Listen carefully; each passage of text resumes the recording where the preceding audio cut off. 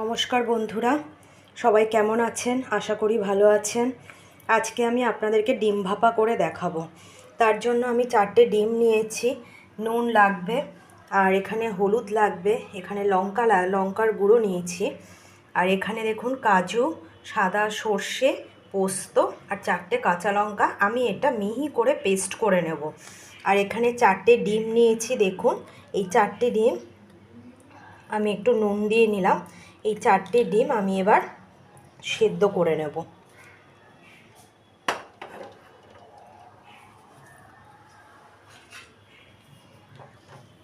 বন্ধুরা, ডিমগুলো এখানে আমি সেদ্ধ করে নিয়েছি। এইবারে আমি এই ডিমগুলোকে একটু ডিজাইন করে নিচ্ছি। দেখুন বন্ধুরা, এরকমভাবে মাঝখান থেকে দেখতেও সুন্দর হবে, ভাজলেও একটা মানে সুন্দর দেখাবে, আবার মশলাটাও ভেতরে ঢুকবে। বাচ্চাদেরও এটা দেখতে ভালো লাগবে, প্লাস খেতেও ভালো লাগবে। এ দেখুন, এরকমভাবে আমি ডিমগুলোকে চিড়ে নিচ্ছি। এ দেখুন,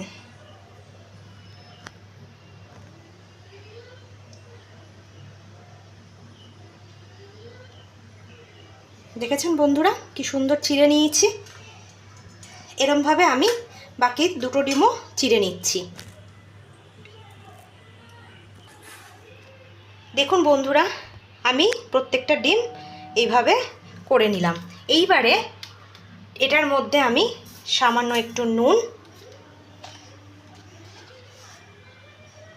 একটু হলুদ আর একটু লঙ্কার গুঁড়ো দিয়ে ভালো করে ডিমগুলোর গায়ে মাখিয়ে নিচ্ছি। এরকমভাবে মশলাটা যাতে ভেতরে ঢোকে সেই জন্য আমি ভালো করে মাখিয়ে নিচ্ছি। দেখুন বন্ধুরা,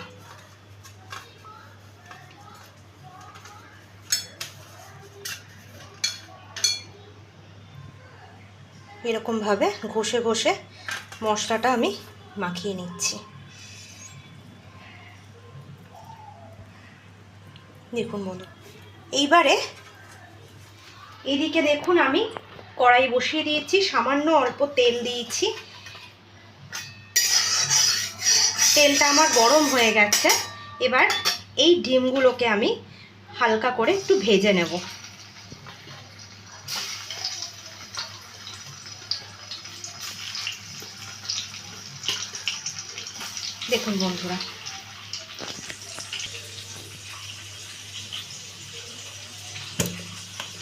দেখুন বন্ধুরা, এখানে আমি কাজু, পোস্ত আর সর্ষেটা বেটে নিয়েছি।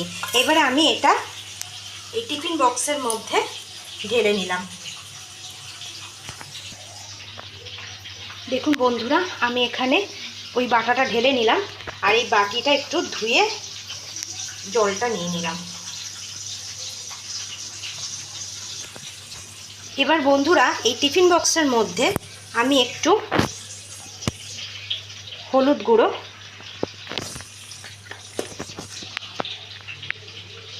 একটু লঙ্কার গুঁড়ো দিলাম। এবারে ডিমগুলো একটু আমি নাড়াচাড়া করে নিচ্ছি। দেখুন বন্ধুরা, আমার জলটা পুরো ফুটে গেছে। এইবারে আমি এই টিফিন বক্সটা এটার মধ্যে বসিয়ে দিলাম।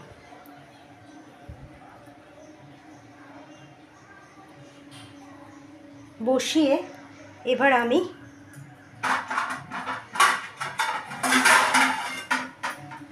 দেখুন বন্ধুরা, টিফিন বক্সটা আমি বসিয়ে দিলাম। বসিয়ে আমি একটা ঢাকা দিয়ে দিলাম। এটা আমি 10 মিনিটের জন্য একটু হতে দেব। একটু ভালো করে ভেজে নিচ্ছি ডিমগুলো।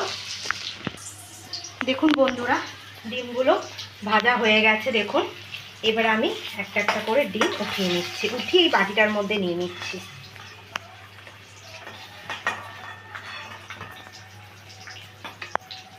আমার বাটিটা আসলে খুবই ছোট, সে কারণে এখন 4টে ডিম হবে কিনা সেটাই ভাবছি।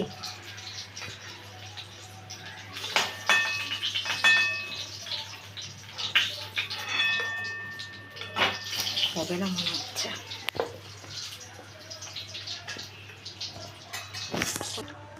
দেখুন বন্ধুরা, আমি 4টে ডিম অতি কষ্টে দিয়েছি। এইবারে আমি এখানে একটা লঙ্কা দিলাম, তার ওপর দিয়ে আর একটা লঙ্কা আমি দিয়ে নিলাম। দেওয়ার পর এটার মধ্যে একটু সর্ষের তেল দিলাম আর একটু নুন দিয়ে দিলাম, দিয়ে এইবারে আমি এটা একটু জাস্ট নাড়া দিয়ে নিচ্ছি।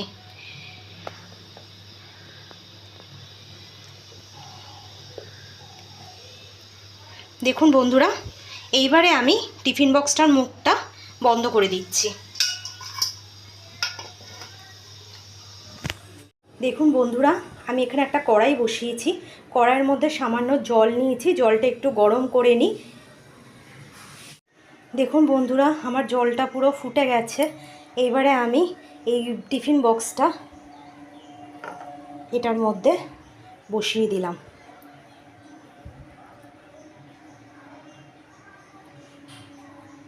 বসিয়ে এবার আমি, দেখুন বন্ধুরা, টিফিন বক্সটা আমি বসিয়ে দিলাম। বসিয়ে আমি একটা ঢাকা দিয়ে দিলাম। এটা আমি 10 মিনিটের জন্য একটু হতে দেব। দেখুন বন্ধুরা, আমার এটা ভাপে দিয়েছি, 10 মিনিট হয়ে গেছে। দেখুন জলটা অনেকটাই টেনে গেছে। এবার আমি এটা বন্ধ করে দিলাম। একটা কাপড় দিয়ে উঠিয়ে নিচ্ছি।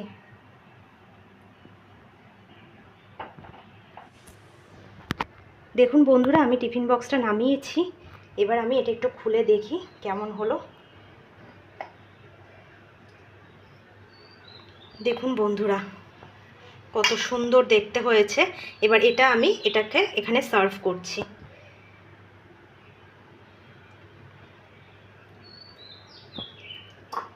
খুবই গরম বাটিটা, আমি এই জন্য ধরতে পারছি না।